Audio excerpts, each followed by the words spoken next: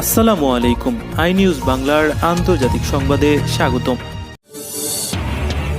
ইরাকে মার্কিন ঘাঁটিতে হামলার কথা অস্বীকার করল ইরান। হুতিদের ক্ষেপণাস্ত্রের ভয়ে আরব আমিরাত সফর বাতিল করলেন ইসরায়েলি প্রধানমন্ত্রী নেতানিয়াহু। শ্রীলঙ্কায় বোরকা মাদ্রাসা নিষিদ্ধে বিল, আতঙ্কে মুসলিমরা। দীর্ঘদিন চাঁদে থাকার পরিকল্পনা করছে চীন। বলিভিয়ার সাবেক প্রেসিডেন্ট জেরিন অ্যাঞ্জেকে আদালতে হাজির। এবার মেয়েদের গান নিষিদ্ধের সিদ্ধান্ত পুনর্মূল্যায়ন করছে আফগানিস্তান। আফগানিস্তানের সন্ত্রাসী গোষ্ঠী দায়েশের উপস্থিতির কারণে উদ্বিগ্ন ইরান এবং পাকিস্তান। এবং মক্কার হারিয়ে যাওয়া প্রাচীন পথের সন্ধানে সৌদি প্রত্নতাত্ত্বিক দল। ইরাকে অবস্থিত মার্কিন সামরিক ঘাঁটি আইন আল আসাদেও সম্প্রতি যে রকেট হামলা হয়েছে তার সঙ্গে জড়িত থাকার কথা সরাসরি নাকচ করেছে ইসলামী প্রজাতন্ত্র ইরান। একই সঙ্গে ইরাকের প্রতিরোধকামী যোদ্ধাদের ওপর মার্কিন বিমান হামলার নিন্দা জানিয়ে তেহরান বলছে, এ ধরনের হামলা আন্তর্জাতিক আইনের সুস্পষ্ট লঙ্ঘন। জাতিসংঘে নিযুক্ত ইরানের রাষ্ট্রদূত মাজিদ তাখতে রাভাঞ্চি, বিশ্ব সংস্থার মহাসচিব অ্যান্তোনিও গুতেরেস এবং জাতিসংঘ নিরাপত্তা পরিষদের বর্তমান সভাপতির কাছে লেখা দুটি চিঠিতে এসব কথা বলেছেন। মাজিদ তাখতে রাভাঞ্চি বলেন, ইরাকে অবস্থানরত কোনো মার্কিন নাগরিক কিংবা সংস্থার ওপর পরোক্ষ কিংবা প্রত্যক্ষ কোনো ধরনের হামলায় ইরান জড়িত নয়। রকেট হামলায় ইরান জড়িত বলে জাতিসংঘ নিযুক্ত মার্কিন রাষ্ট্রদূত যে অভিযোগ করেছেন তা সরাসরি নাকচ করে রাভাঞ্চি বলেছেন, এ ধরনের অভিযোগ সম্পূর্ণ ভিত্তিহীন, মিথ্যা এবং অগ্রহণযোগ্য।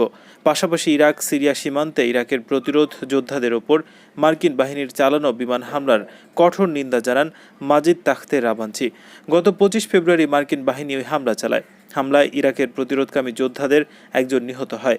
মার্কিন সেনাদের দখল করা আইন আল আসাদ ঘাঁটিতে চলতি মাসের প্রথম দিকে একসাথে 10টি রকেট নিক্ষেপ করা হয়, যাতে একজন মার্কিন ঠিকাদার নিহত হয়।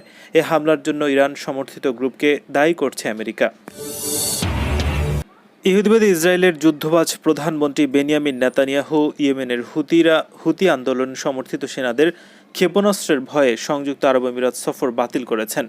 সৌদি আরবের আকাশসীমা ব্যবহার করে নেতানিয়াহুর সংযুক্ত আরব আমিরাত সফরে যাওয়ার কথা ছিল। এটি হচ্ছে তার প্রথম আমিরাত সফর, তবে এ নিয়ে তিনি 4বারের মতো সফর বাতিল করলেন। ইসরায়েল চ্যানেল 13 টেলিভিশনকে দেয়া সাক্ষাৎকারে নেতানিয়াহু বলেছেন, গত সপ্তাহে তিনি আরব আমিরাত তার সরকারি সফর বাতিল করেছেন, কারণ সৌদি আরবের আকাশের কিছু সমস্যা ছিল। কথা দিয়ে তিনি মূলত ইয়েমেনের হুতি আনসারুল্লাহ আন্দোলন সমর্থিত সেনাবাহিনীর সাম্প্রতিক প্রতিশোধমূলক ক্ষেপণাস্ত্র হামলার কথা উল্লেখ করেছেন। তবে এ ব্যাপারে তিনি বিস্তারিত কিছু বলেননি এবং তার বিমান লক্ষ্য করে ক্ষেপণাস্ত্র হামলা চালানো হতো কিনা তাও পরিষ্কার করেননি। তেল আবিব এবং আম্মানের মধ্যে সম্পর্কের অবনতি হওয়ার প্রেক্ষাপটে গত সপ্তাহে জর্ডান তার আকাশসীমা নেতানিয়াহুর বিমানের জন্য বন্ধ করে দিয়েছে। ফলে উপায়হীন হয়ে সৌদি আরবের আকাশ ব্যবহার করা ছাড়া সংযুক্ত আরব আমিরাতে যাওয়ার কোনো বিকল্প পথ ছিল না নেতানিয়াহুর সামনে। এর অর্থ হচ্ছে ইয়েমেনি সামরিক বাহিনীর ক্ষেপণাস্ত্র নাগালে পড়ত নেতানিয়াহুর বিমান। শ্রীলঙ্কার সরকার জাতীয় নিরাপত্তার অজুহাতে মুসলিম নারীদের বোরকা নিষিদ্ধের যে সিদ্ধান্ত নিয়েছে তাতে দেশটির মুসলিমদের মাঝে ভয় এবং উদ্বেগ দেখা দিয়েছে। অনেকেই দেশটির সরকারের এই সিদ্ধান্তকে বর্ণবাদী এজেন্ডা হিসেবে অভিহিত করেছেন। এর ফলে দেশজুড়ে বিভাজন তৈরির শঙ্কা রয়েছে। এর আগে শনিবার শ্রীলঙ্কার জননিরাপত্তা বিষয়ক মন্ত্রী সারাত উটসেকেরা বলেন, বোরকা নিষিদ্ধ করতে মন্ত্রিসভার অনুমোদনের জন্য একটি নথিতে স্বাক্ষর করেছেন তিনি। বোরকা নিষিদ্ধের পাশাপাশি দেশটির সরকার 1000-এর বেশি মাদ্রাসা বন্ধের পরিকল্পনা করছে বলেও জানান তিনি। দেশটিতে মাদ্রাসাগুলো জাতীয় শিক্ষানীতি উপেক্ষা করে শিক্ষা কার্যক্রম পরিচালনা করছে বলে মন্তব্য করেন লঙ্কান এই মন্ত্রী। তবে শ্রীলঙ্কার অনেক নাগরিক সরকারের এমন সিদ্ধান্ত সমর্থন করতে পারছেন না। অনেকে শ্রীলঙ্কার সংখ্যাগরিষ্ঠ বৌদ্ধদের সন্তুষ্ট করার প্রচেষ্টা হিসেবে দেখছেন সরকারের এই পদক্ষেপকে। তবে এর মাধ্যমে দেশে বিভাজন তৈরি হতে পারে বলেও সতর্ক করে দিয়েছেন তারা। শ্রীলঙ্কার মুসলিম পরিষদের ভাইস প্রেসিডেন্ট হিলমি আহমেদ বলেছেন, এটি একটি বর্ণবাদী এজেন্ডা। সরকার বৌদ্ধদের বোঝানোর চেষ্টা করছে যে তারা মুসলিমদের পেছনে পড়ে যাচ্ছে। দ্বীপরাষ্ট্র শ্রীলঙ্কায় 2,20,00,000 মানুষের প্রায় 75% সিংহলিজ বৌদ্ধ জনগোষ্ঠীর।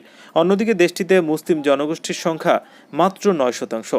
এছাড়া অন্য মাত্র 15% হিন্দু রয়েছে, যারা জাতিগত তামিল সংখ্যালঘু গোষ্ঠীর সদস্য। বোরকা নিষিদ্ধের যে নথিতে মন্ত্রী উইরাসেকারা স্বাক্ষর করেছেন সেটি শুক্রবার মন্ত্রিসভার কাছে জমা দেওয়া হয়েছে।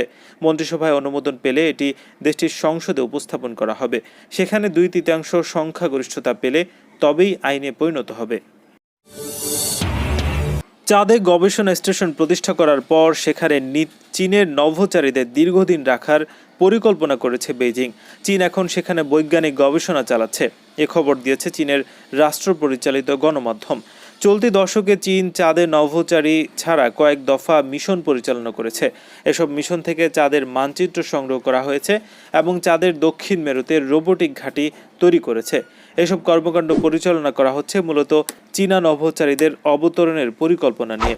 যদি চাঁদে চীনের গবেষণা স্টেশন নির্মাণের প্রকল্প সফলভাবে বাস্তবায়িত হয়, তাহলে চাঁদের বুকে মানুষ পাঠানোর বিষয়ে চীন মোটেই দূরবর্তী অবস্থানে থাকবে না, একথা বলেছেন চীনের চন্দ্র অভিযান কর্মসূচির প্রধান নকশাবদি উইরেন। গত সপ্তাহে চীন এবং রাশিয়া একটি প্রাথমিক চুক্তিতে সই করেছে, যার মাধ্যমে আন্তর্জাতিক একটি চন্দ্র গবেষণা স্টেশন প্রতিষ্ঠা করা হবে। অবশ্যই প্রকল্প কবে শেষ হবে তার কোনো সময়সীমা ঘোষণা করা হয়নি।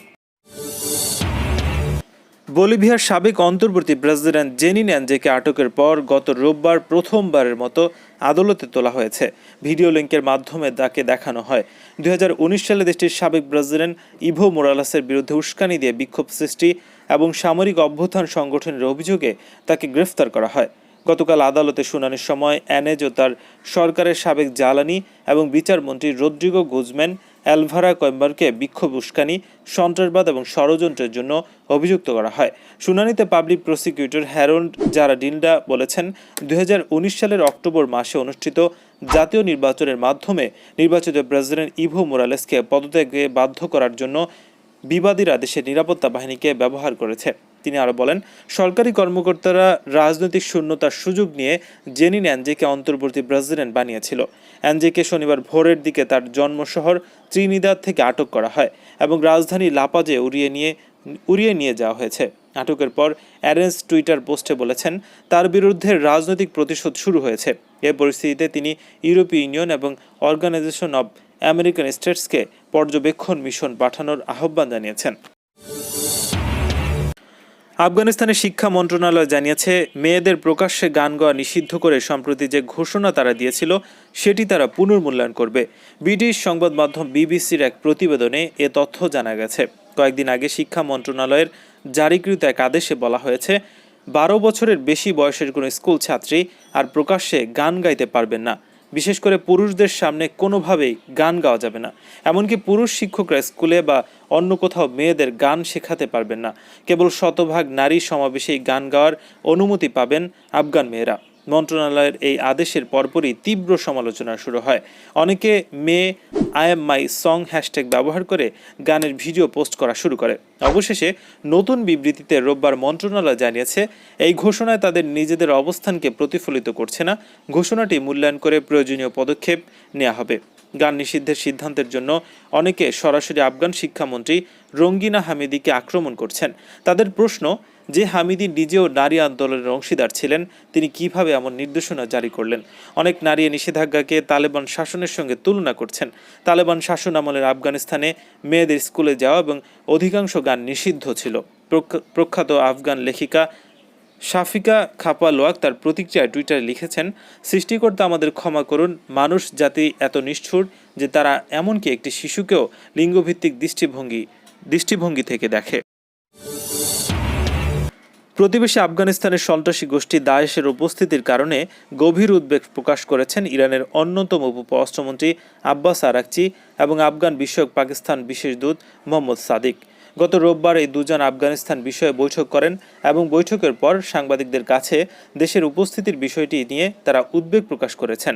ইরানের রাজধানী তেহরানে অনুষ্ঠিত ওই বৈঠকে দুপক্ষই উগ্রবাদী দায়েশ গোষ্ঠীর সামগ্রিক তৎপরতাকে আঞ্চলিক শান্তি এবং নিরাপত্তার জন্য মারাত্মক হুমকি বলে উল্লেখ করেছেন। বৈঠকে আব্বাস আরাকচি বলেছেন, আফগানিস্তানের জনগণের শান্তি ফিরে পাবার অধিকার মৌলিক এবং ইরান তার প্রতি সর্বাত্মক সমর্থন দেয়। অন্যদিকে পাকিস্তানের বিশেষ দূত সাদিক বলেছেন, আফগানিস্তানে দীর্ঘস্থায়ী শান্তি প্রতিষ্ঠার ব্যাপারে ইরান এবং পাকিস্তানের মধ্যে জোরালো সমন্বয় থাকা জরুরি। আফগান বিষয়ক পাকিস্তানের বিশেষ দূত মোহাম্মদ সাদিক শনিবার সন্ধ্যায় ইরান সফরে যান। তিনি একটি প্রতিনিধি দলের নেতৃত্ব দিচ্ছেন। ইরান সবসময় বলে আসছে, আফগানিস্তান, ইরাক কিংবা সিরিয়া এ অঞ্চলের যে কোনো দেশে উগ্র সন্ত্রাসী গোষ্ঠী দায়েশের উপস্থিতি কোনোভাবেই মেনে নেবে না তেহরান। মরুময় দেশ সৌদি আরবের প্রাচীন ইতিহাসের বিপুল অংশই এখনও অনাবিষ্কৃত। বালুতে ঢাকা ইতিহাসে উন্মোচনের চেষ্টা করছেন প্রত্নতাত্ত্বিকগণ। তাদের প্রচেষ্টার অংশ হিসেবে হারিয়ে যাওয়া এই ঐতিহাসিক এক পথ রয়েছে উন্মোচনের অপেক্ষায়। জুবাইদার সড়ক নামের 1600 কিলোমিটারের বেশি দীর্ঘ ঐতিহাসিক এই পথ ইরাকের কুফা এবং বর্তমানে সৌদি আরবের মক্কা শহরকে যুক্ত করেছে। কুফা থেকে আসা হজযাত্রীদের এই পথ ব্যবহারের কারণে এটি একই সাথে কুফি হজযাত্রীদের পথ হিসেবেও পরিচিতি পেয়েছে। প্রাক ইসলামী যুগ এবং পরবর্তীকালেও বাণিজ্য এবং যোগাযোগের জন্য এই পথ ব্যবহার করা হতো। আব্বাসি খলিফা হারুন আল রশিদের স্ত্রী জুবাইদা বিনতে জাফরের নামে পরিচিত হয়ে ওঠা কুফা থেকে মক্কাগামী এই সড়ক ওই সময় দুদেশের মধ্যে যোগাযোগের প্রধানতম পথ ছিল। পথচারী, পর্যটক, হজযাত্রী, বণিকদের ব্যবহৃত এই পথে তাদের সুবিধার জন্য আব্বাসি খলিফারা পানির চৌবাচ্চা, কুয়া এবং পথের নিশানা দেয়া মিনার তৈরি করেছিলেন। সম্প্রতি সৌদি আরবের বিশেষ করে হাইল অঞ্চলে প্রাচীন এই পথের অনুসন্ধানে বিপুল উদ্যোগ নেওয়া হয়েছে। প্রত্নতাত্ত্বিকরা হারিয়ে যাওয়া এই ঐতিহাসিক পথের উন্মোচনের জন্য কোমর বেঁধে নেমেছেন।